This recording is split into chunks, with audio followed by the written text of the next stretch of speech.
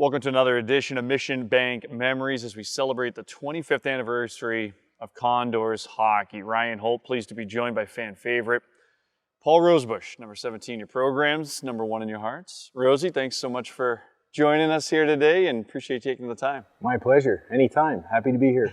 So, catch us up.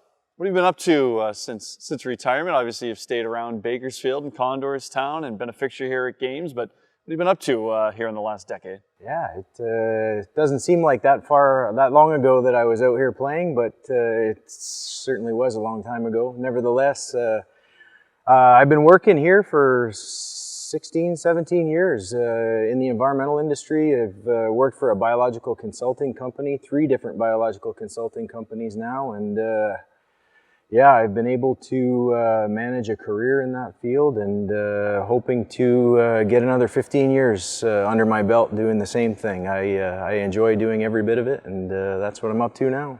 And family, of course, is, obviously so big here in Condorstown. It's a reason why you stay as well, too. And kids have been active on the youth sports scene here in Bakersfield. Yes, most definitely. I'm having a lot of fun watching my son play junior hockey here in Bakersfield. My daughter's into volleyball. My oldest daughter is a student at Bakersfield College at this point in time, looking to get into psychology. So it's pretty exciting times in the Rosebush house right now. When you look back on your time as a Condor, and there's a lot of memories, there's a lot of relationships you've built throughout the course of the last 2 decades really here in Condorstown. What do you when you think back, what do you think of as a favorite memory or two when you think of the times you spent in this building? Yeah, there's an enormous amount of memories. I stood down here at the Zamboni door entrance not long ago watching my son practice, looking up into the seats thinking, man, oh man, I wish I could do this all over again. But there's a lot of cool memories. I think the one that stands out the most in my mind is a single game. I believe it was against San Diego. I managed to score a hat trick, which was pretty rare, and I had my family here watching from Wellington, Ontario. That was pretty special to me, and that's something I'll never forget. You kind of mentioned playing here and being in this building, but it's a whole other thing now that you're a dad and you're seeing the next generation of hockey here in Condorstown. What has that meant to you in the junior Condors programs? I know it goes all the way back to even the Dragons program and throughout the years, but you look at the junior Condors and now the Roughnecks and what the program has kind of built here over the last 2 decades, thanks in large part to players like yourself. Yeah, I'm thrilled at the fact that my son has the ability to play the level of hockey he's playing right here in Bakersfield. If someone were to tell me that 15 years ago, I would have said that's not possible. But the way hockey's blown up here in California and more specifically here in Bakersfield, it's a fantastic thing for these young kids to be involved with such an awesome sport. Again, we got a lot of good quality people that are helping out. Glenn Mears, Paul Willett, Scott Hay, Andrew Iannero. There's a big group of guys that are still here being a big part of youth hockey in Bakersfield, and I think that has a lot to do with it as well. They encourage their kids and many others that they've coached along the years, and kids tend to stick with it here in Bakersfield. You mentioned a lot of alums, and it's a special bond I think that you guys have from being Condors, whether you were one of the original Condors and the older, I'll use quote unquote Condors, or some of the newer alums that have stuck around. You mentioned Andrew Iannero and Liam Huchelak, guys like that have been around.